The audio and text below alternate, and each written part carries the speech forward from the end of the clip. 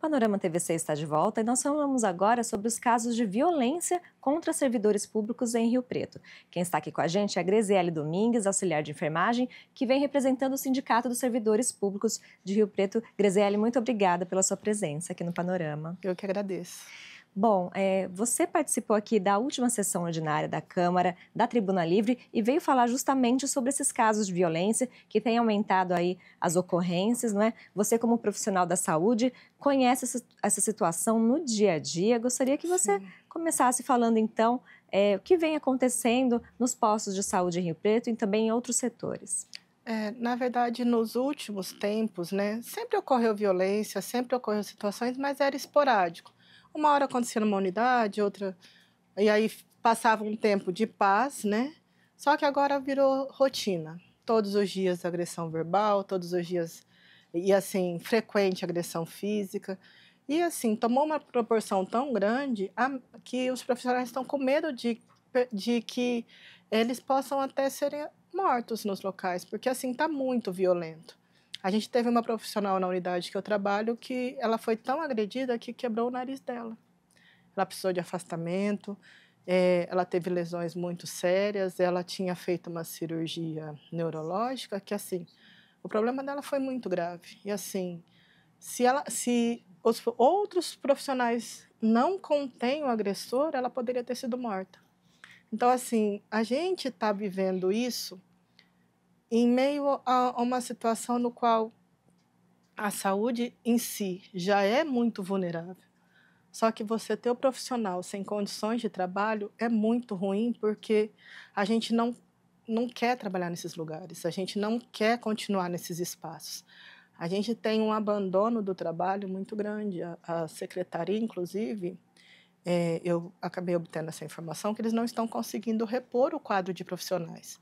As pessoas não querem trabalhar nas UPAs, não querem trabalhar nas unidades por medo. É a principal causa.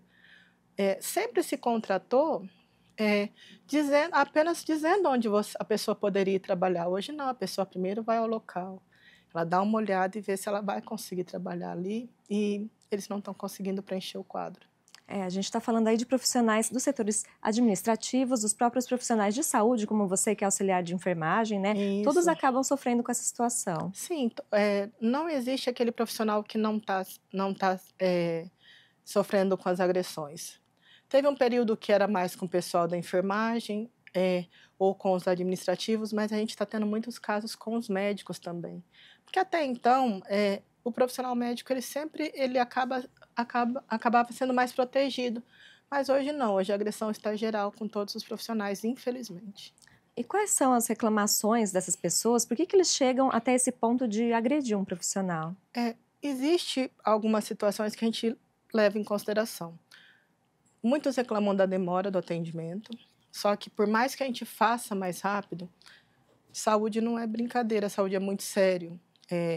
A gente fazer um atendimento rápido pode significar que aquele profissional não viu exatamente o que a pessoa tinha. Ele pode não ter percebido uma gravidade, né? E pode também correr um erro no preparo, por exemplo, de uma medicação. Então, você pedir que o profissional atenda muito rápido ou que o profissional faça tudo correndo, se a gente pode, ao invés de melhorar o quadro do paciente, levar ele ao óbito. Então, a gente tem essa situação, que é a demora. A gente tem a questão das transferências, que às vezes demora um pouquinho para conseguir, por conta de vaga nos hospitais. A gente teve em Rio Preto uma perda de hospitais muito grande. A gente tinha... até no começo dos anos 2000 ali, a gente tinha três hospitais que atendiam o SUS. No final de 2016, a gente perdeu o IELAR, que também atendia SUS. A gente tem a Santa Casa como referência para o município. E o hospital de base, que atende regional, ele atende pacientes do estado. Então, as vagas para Rio Preto é muito pouco.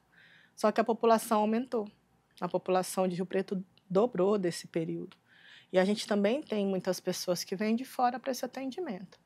Então, assim, por mais que a gente faça mais rápido, a gente faça o nosso melhor, para a pessoa que está esperando, sempre é pouco, sempre é muito lento. E eles não entendem essa logística do atendimento, porque a prioridade é aquele atendimento é, com eficiência naquele momento, não a gente correr com o atendimento, correr com a transferência, porque às vezes você corre com uma transferência e o paciente fica instável. E nesse período, ao invés de melhorar o quadro dele, você agravar. Então, É. assim, para quem está esperando, parece que a gente está atrasando, a gente está fazendo o corpo mole, não é assim que funciona. A gente tem que fazer o melhor para garantir a saúde daquela pessoa. É isso justamente o que eu ia comentar, né? A população deve entender que existem protocolos que devem ser seguidos e que os pacientes que estão em situação mais grave serão atendidos primeiro, é isso? Sim, e o principal é a gente compreender que a gente precisa trabalhar pensando na segurança do paciente. A gente tem algumas normas dentro do nosso trabalho que eles visam a segurança do paciente. Às vezes é uma prescrição errada, uma prescrição que a pessoa é alérgica e a pessoa não esqueceu de perguntar, o outro profissional não perguntou, isso pode levar a uma situação muito grave, né? Medicação em pacientes que não está correto. A gente precisa fazer tudo com muito cuidado, né? O erro médico, e durante muito tempo, ele foi uma dos principais problemas dentro do serviço de saúde.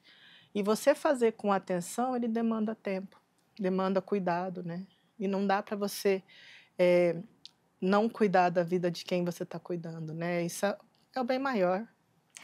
Bom, Grisele, você veio até aqui à Câmara Municipal durante a sessão para pedir aí um apoio dos vereadores, do Poder Legislativo, para que haja mais políticas públicas no sentido de proteger os profissionais da saúde e também de outros setores que acabam sendo vítimas dessas agressões. Inclusive, recentemente tivemos uma agressão a uma servidora pública do esporte, Secretaria Municipal de Esporte, lá no Júpiter Olímpico, né, que acabou sendo fechado temporariamente. De que forma você considera que o Poder Legislativo pode apoiar aí essa situação? A gente vem clamando, né, junto ao prefeito, para que ele faça algumas estratégias de segurança e os vereadores eles precisam apoiar essas propostas, né? Sempre que o prefeito manda para essa casa uma proposta, os vereadores eles têm que compreender e nos apoiar na hora da votação. Existem também algumas coisas que a gente pede para os vereadores, por exemplo, o vereador Renato Pulpo, ele trouxe algumas solicitações como a identificação dos acompanhantes, porque a gente não sabe quem é esse agressor. A pessoa chega na unidade, ela está acompanhando, a gente tem o nome do paciente, mas a gente não tem uma identificação desse agressor, a gente não sabe quem ele é. E todos os lugares que você vai, você se identifica. Aqui mesmo na Câmara, quando eu quero participar de uma sessão, eu dou o número do meu documento. Eles sabem onde eu moro, eles sabem quem eu sou. Se eu fizer alguma coisa aqui, se eu quebrar alguma coisa, eu vou ser localizada. E isso é importante porque isso pode inibir identificação, a proteção das unidades. A gente tem hoje as unidades muito vulneráveis, com fácil acesso. Você tem várias portas de entrada, a gente tem também poucos seguranças. Mas a gente tem aqui em Rio Preto a Guarda Municipal. E a Guarda Municipal ela poderia também nos ajudar. E para que a Guarda Municipal esteja nesses locais, essa lei tem que vir da prefeitura e os vereadores apoiarem, né? Ele tem que determinar, junto com o secretário de Segurança Pública, que, olha, vamos proteger o nosso patrimônio.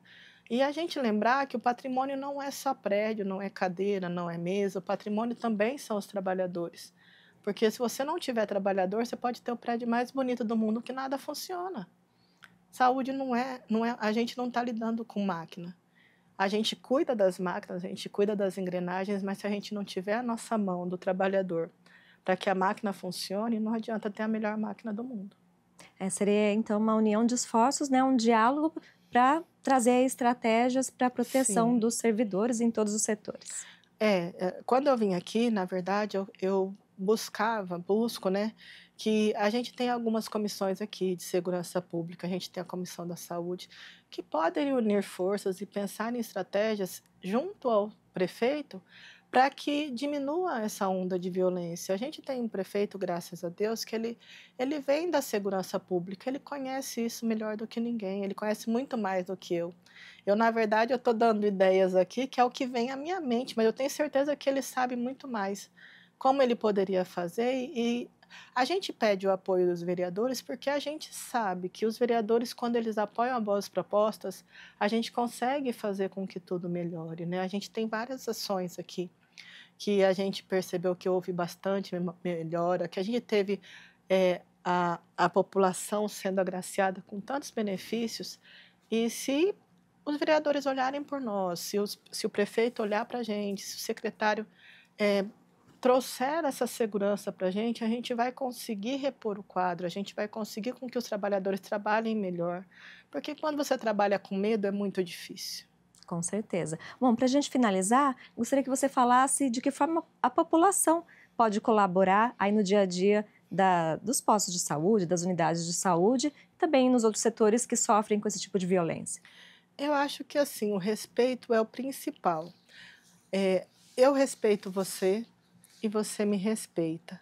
Isso para que a gente possa fazer um bom atendimento, para que a gente tenha um bom relacionamento. Conhecer o sistema de saúde. A atenção básica é a porta de entrada do sistema de saúde, não a UPA. A UPA é porta aberta para quando você estiver doente, quando você estiver passando mal. Mas quando você estiver precisando de um atendimento que seja acompanhamento, que esse acompanhamento seja feito na atenção básica. Fortalecer a atenção básica é o principal, porque se você consegue o seu atendimento na UBS, você vai diminuir o atendimento na UPA. E aí você vai diminuir a demora, você vai ter uma eficiência na sua saúde, você vai cuidar. E eu sempre penso o seguinte, a gente precisa cuidar da saúde para não precisar cuidar da doença. Tá certo, Graziele, muito obrigada pela sua participação e a TV Câmara à disposição aqui para quando vocês precisarem. Muito obrigada. Obrigada por me abrir esse espaço. Obrigada.